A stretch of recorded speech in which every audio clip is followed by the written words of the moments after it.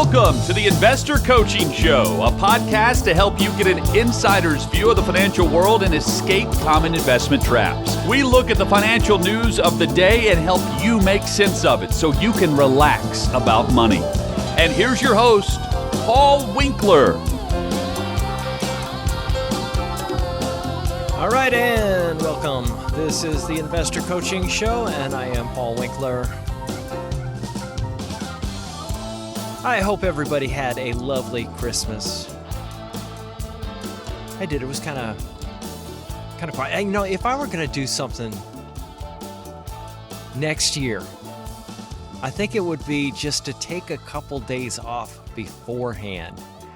I was talking to a friend of mine, and she's like, yeah, because you just need to take a few days off just because otherwise, if you don't tell everybody I'm checking out for a couple of days, they will, your friends and everybody will fill your schedule. And that is so true. And it's like, oh, wow, it would have been so good just to be able to hang out, prepare, think about this. Because I didn't slow down until literally Christmas Eve. I don't know about you, Nick, but it was going crazy all the way up to Christmas Eve.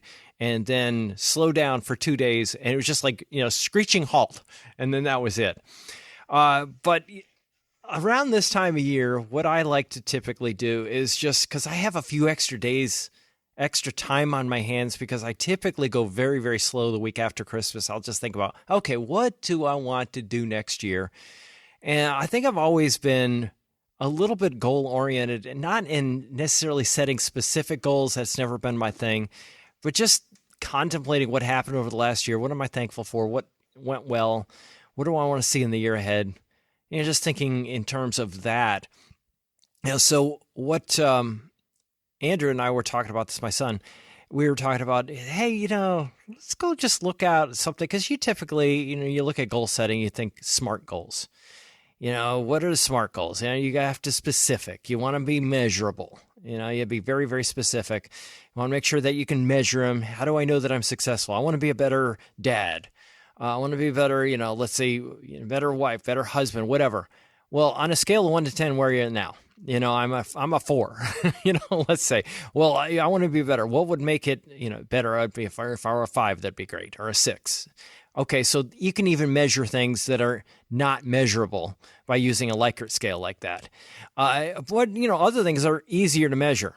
I want to get, let's say, a certain level of money into a savings account, or I want to get a certain amount of money into my 401k, or I want to start saving a certain amount, or I want to make sure that I have a certain amount of debt paid off, let's say if you got debt or whatever. So that would be a measurable goal. And then it's got to be attainable. It's got to be realistic. It can't be something that there's no way you're going to get, $1 million if you only have $100,000, unless you get really super, super lucky. There's no way you're going to get that much into your 401k. There's no way you're going to pay off all your debt if you've got, hundreds of thousands of dollars of debt and you only have a small income. It's just not going to happen. So it's got to be attainable and realistic, and then it's got to be time sensitive. Set up a time, and that's where I struggle. I don't like setting time sensitive goals. I just don't really get into that. And I've always just been, the idea has been to walk through doors when they open. That's kind of how I've lived life. But, I like the idea of visualizing, what do I want things to look like? Because the mind can't distinguish between something that is imagined and something that's real. You take a plank and put it on the floor in your living room, and you just imagine yourself walking across between two buildings that are 8 stories high, and you'll sweat just like you would if you were actually walking across a plank between 2 buildings that are 8 stories high, even if it's in your living room. And there are certain things, people do these things where they're playing basketball, and they'll shoot baskets, and then they'll actually have somebody just imagining themselves shooting baskets, and they find that they have the same level of success of just imagining it. It's kind of interesting the way the brain works. So having some kind of a visualization of what you want is important. I think the biggest thing is figuring out what people do want. Figure out, what do I want? And there was a thing that Andrew found, and Jordan Peterson was talking about this very thing. And there was some podcaster Uh, Nick, you know who Theo Von is? Yes, I love him. Oh, do you? Okay, so that's who was interviewing, and Andrews, my son's just like going, oh, yeah, you got to have this, Dad. You have this person. I said, okay, whatever.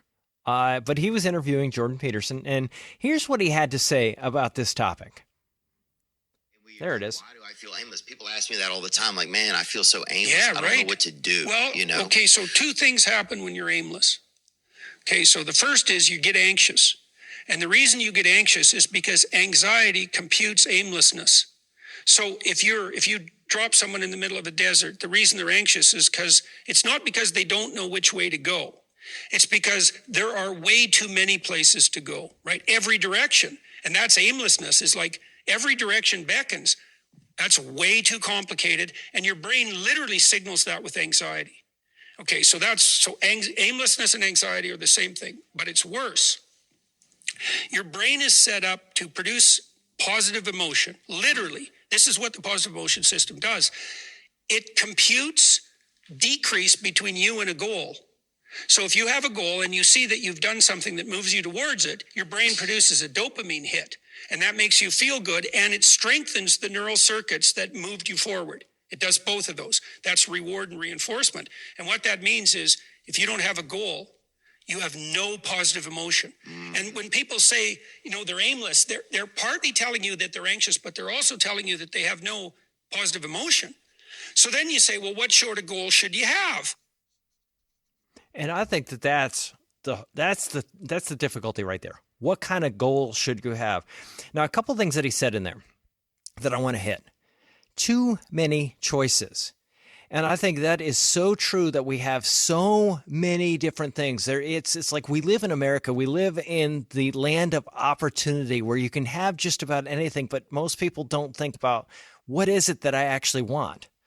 And if you don't have any goals, you don't have any positive emotion. I thought that was interesting. It's just, if I don't really know what I want, it's hard to get out of my own way. It's hard to, feel excited about the day ahead of me if I don't know what I want to achieve.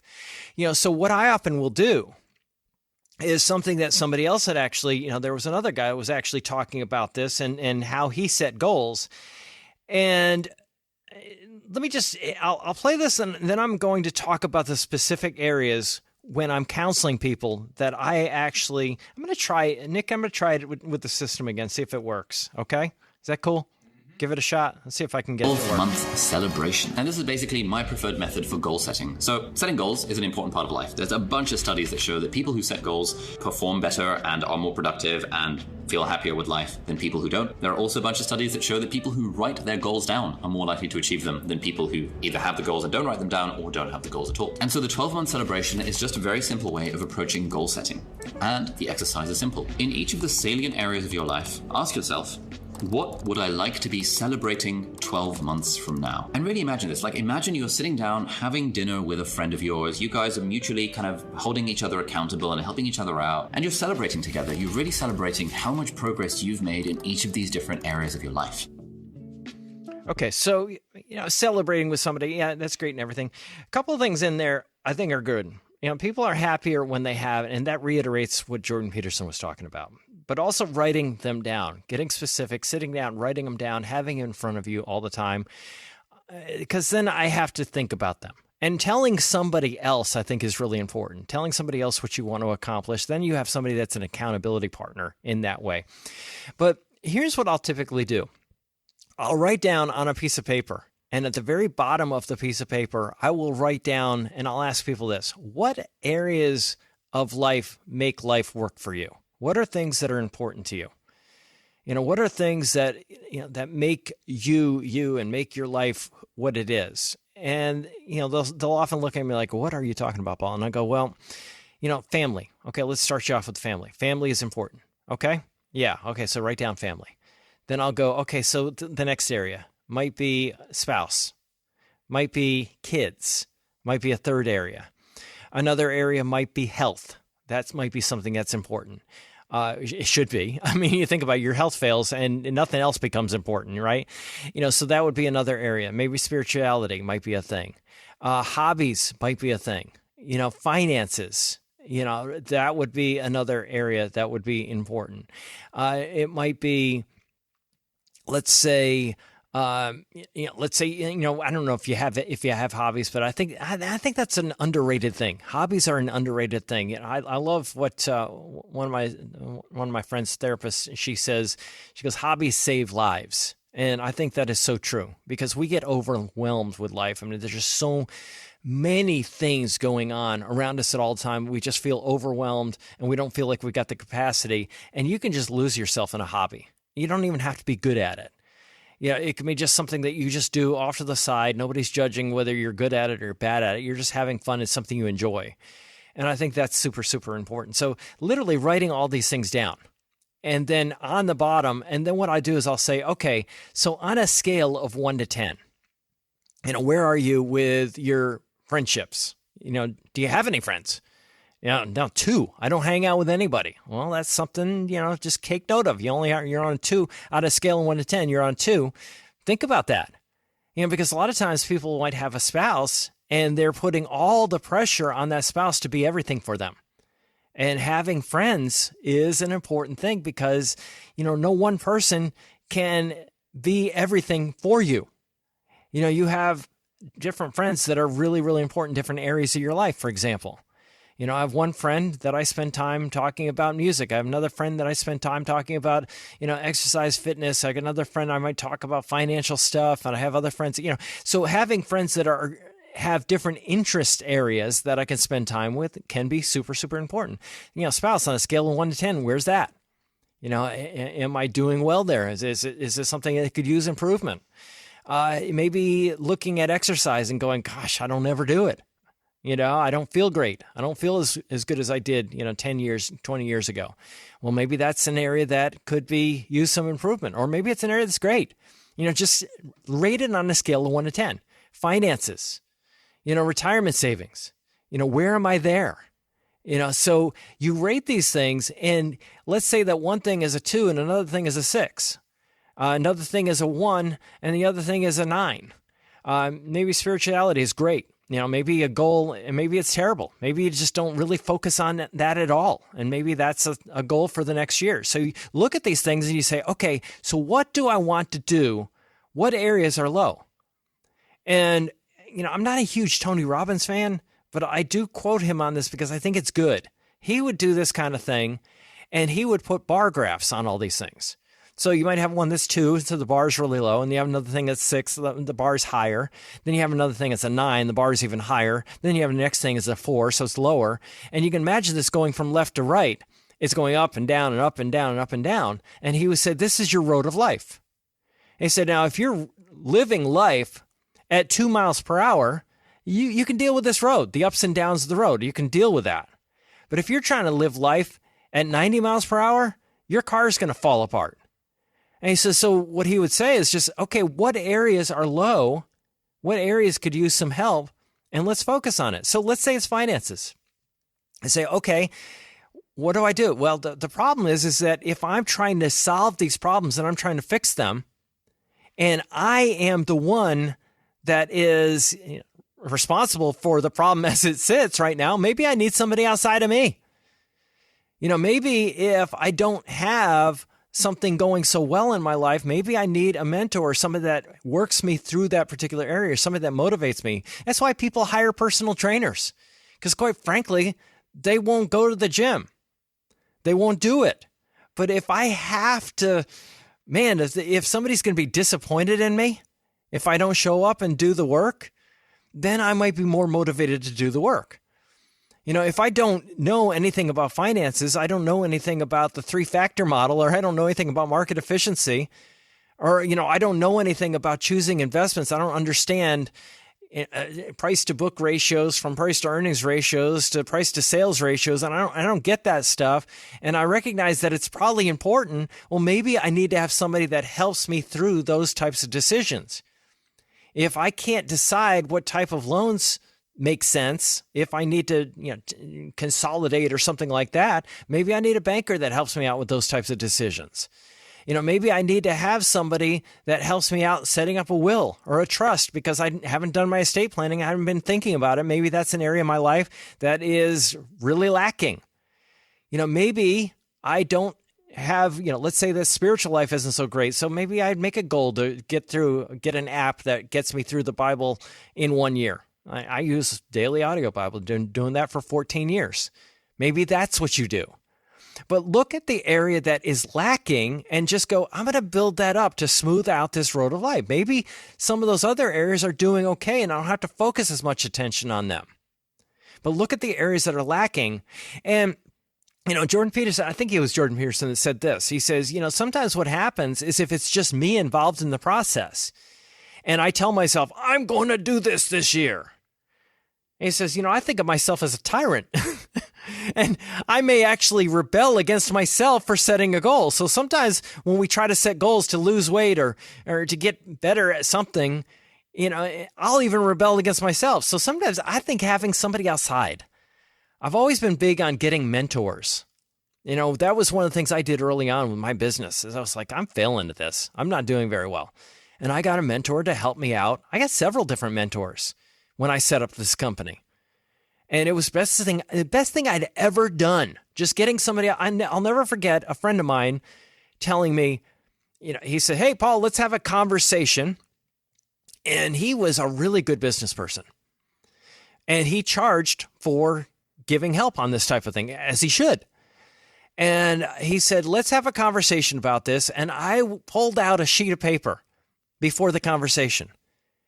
And I did a Ben Franklin close on myself. Now, if you don't know what a Ben Franklin close is, you basically say, what are all the reasons I should do this? What are all the reasons that I shouldn't do this?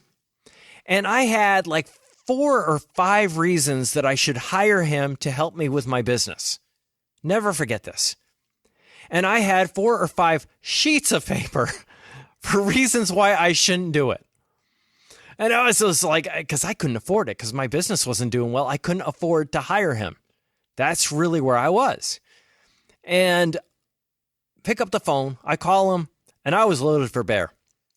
Man, I've got all these reasons that I got a few reasons here. This is why I should hire you. Here are all the reasons I shouldn't. And he just goes to me, says, Paul? I said, yeah. And he goes, do you invest?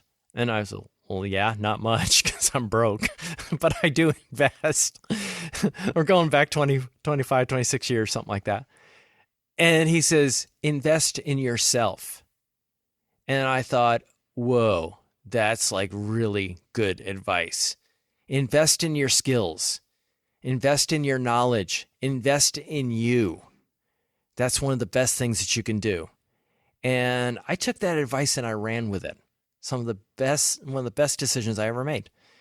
But just think about that in the coming year. What do you want to do? What would make the next 12 months feel truly successful? And if you could only accomplish one, think about one meaningful goal. You don't have to have 8 different goals, but what one meaningful goal this year would really make all the difference in the world?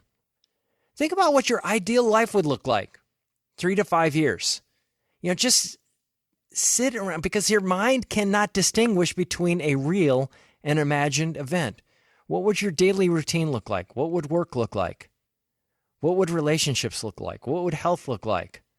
How would you feel? What would you be able to do? What are you currently tolerating that you should be changing? What habits do you have? What are things that you have as habits that are getting in the way of you getting where you want to go? What are things that you do that you're like, oh, this isn't leading me anywhere close to where I want to be? Why do the goals? The other thing is having a big why. When you set a goal, you have to have a big why. Why does the goal matter? Why is it important? Not just socially or financially, but internally. Why does this really matter to me? Because that tells you about your value system. Why something is important to you tells you a little bit about, well, maybe you'll change the goal if you figure out that the value is connection, and maybe the goal of having a nicer car or a nicer house actually really isn't the goal, but connecting with people. Maybe you think I'm a nicer house, then people will want to hang out with me because they'll think I'm successful. I talk about that, right? No, maybe just connecting with people and going and hanging out with people that are friends of yours when they're, when they're down and out and things are going difficult for them, just hanging out with them. Maybe that gets the goal met. If fear wasn't a factor, what would you do immediately? What goal would you pursue immediately if you weren't going to fail? Now, the reality of it is a lot of people go, I need to pursue your passion. Yuck. Pursuing your passion can be a dead-end road, because so often our passions aren't, think about your goals in terms of how many people can do what it is that you want to do. People that are successful tend to do the things that unsuccessful people aren't willing to do. They take on the tough things. And maybe that's education that you have to pursue whatever it is that you want to do. Maybe it's just a difficult goal. I'll never forget a friend of mine wrote a book on finance. Steve Diggs talked about introducing his kids to this guy that looked pretty successful. And he goes, I'll bet you anything he does a job that's probably not that fun. It was something like that. I forgot it. Steve will probably correct me on this one if he's listening. But, it was one of those things that the guy looked like he was super successful, and he was. And it turned out that he owned a porta potty business. It was a job nobody wanted. But I thought that was funny. Sometimes it's that, these people that take on, dangerous jobs because they pay well or whatever. But it doesn't have to be a dangerous job. It's just maybe something that's difficult to get into. There aren't that many people that do it. There aren't that many people that are experts in it. And the other thing is ask yourself what kind of person you have to be to achieve the goal. That's a Jim Rohn thing.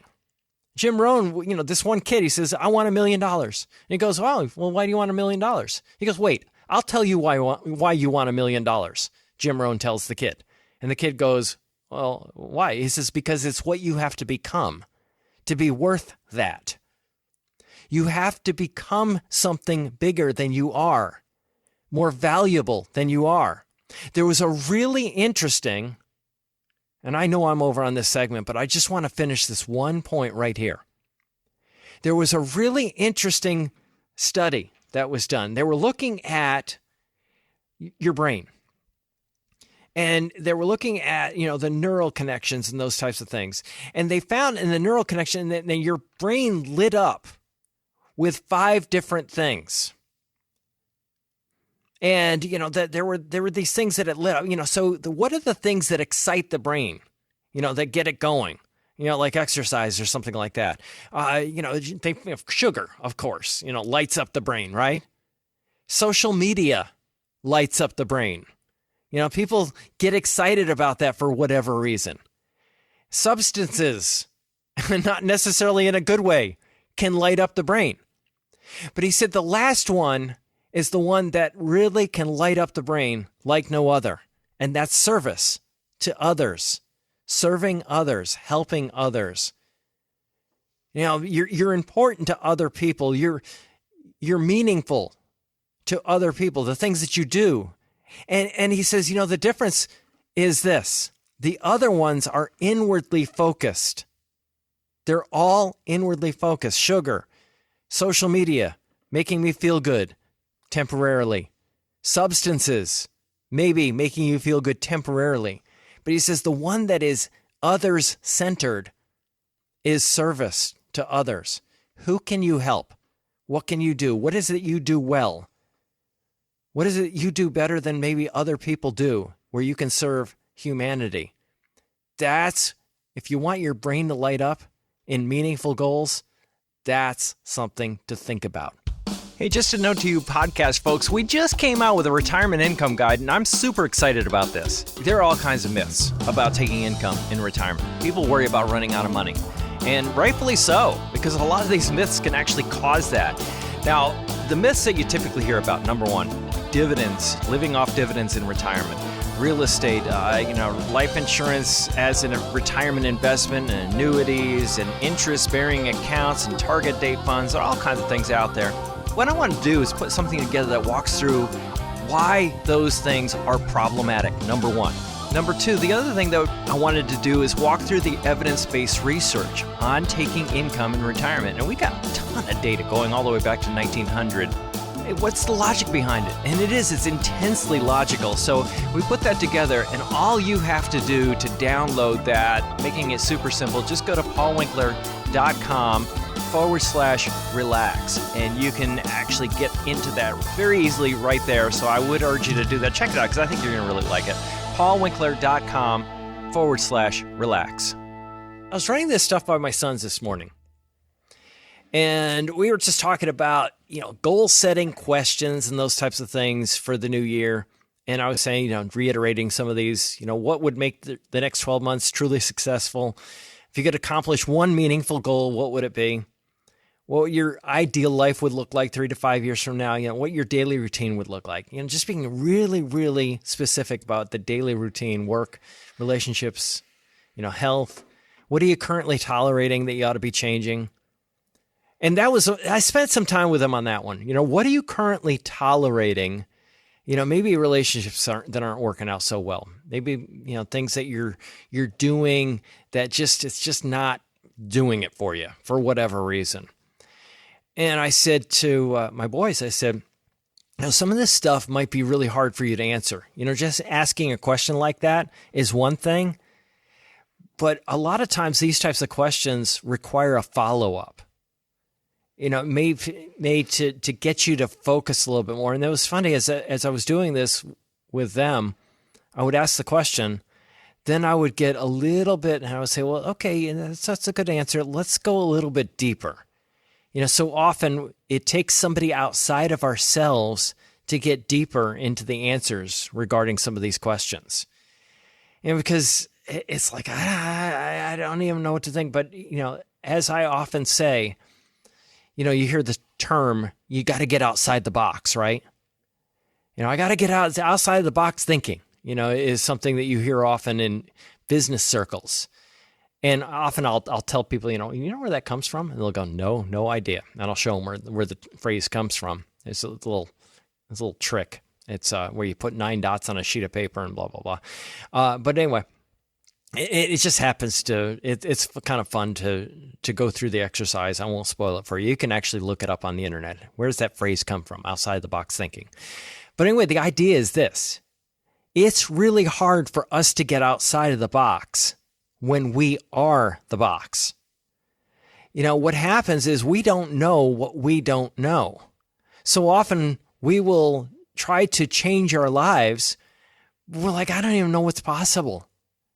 So it's hard for me to think about my blind spots, because we all have them. Every one of us has them. We don't recognize them just simply because it's us looking at them.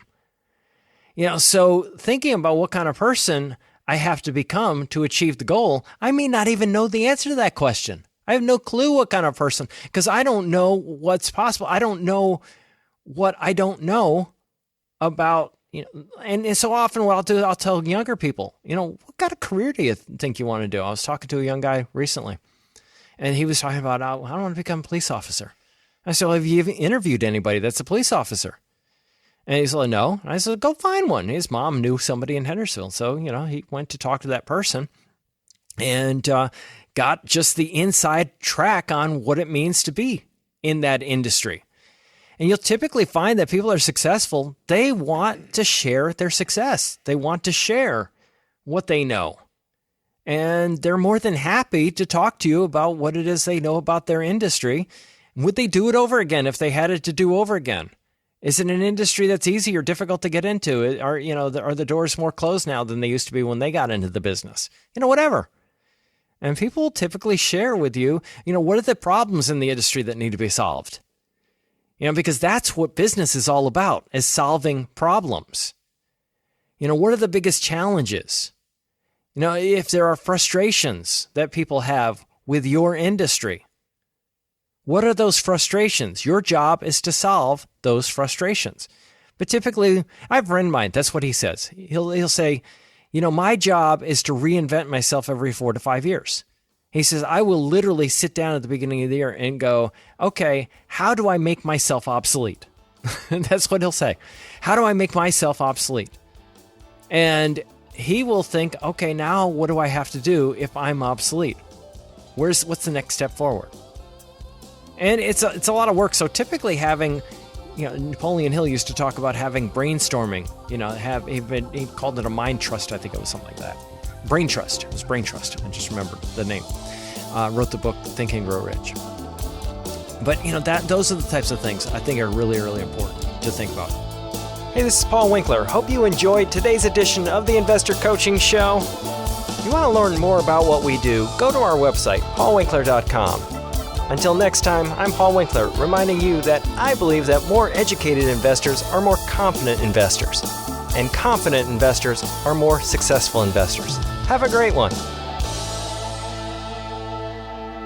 Advisory services offered through Paul Winkler, Inc., an SEC-registered investment advisor. The opinions voiced and information provided in this material are for general informational purposes only and not intended to provide specific advice or recommendations for any individual. To determine what investments are appropriate for you, please consult with a financial advisor. Paul Winkler, Inc. does not provide tax or legal advice. Please consult your tax or legal advisor regarding your particular situation.